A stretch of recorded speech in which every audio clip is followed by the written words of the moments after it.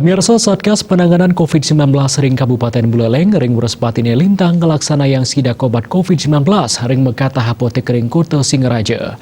Anu hasil sidak inucap kajan tenang kewentenang obat COVID-19 luare antivirus, antibiotik wiadin vitamin kosong, sangkaning ageng nyane pengarsan kerama.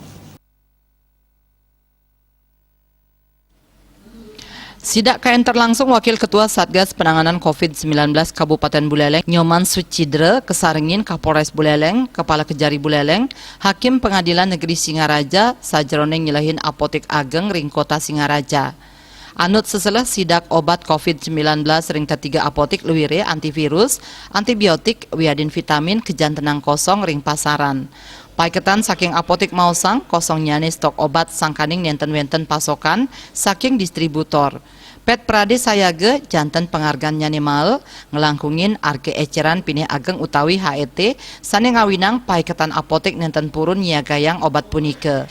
Wakil Ketua Satgas Penanganan COVID-19 Kabupaten Buleleng Nyoman Sucidre mausang ageng nyane penghargaan obat COVID-19 ngawinang stok obat ring apotik sane magenah ring kota Singaraja kosong. Tetiga soroh obat sane kosong luwire antivirus, antibiotik, miwah vitamin. Paiketan dane selantur nyane pacang melik bagang indik kewentenan obat punike mangde sayage ring apotik mawinan krama dahat muatang rite pengan mangkin. Rumasuk taler indik arga obat mangde nenten ngelangkungin arga eceran pini ageng sanes sampun ketetapang oleh pemerintah. Kosong.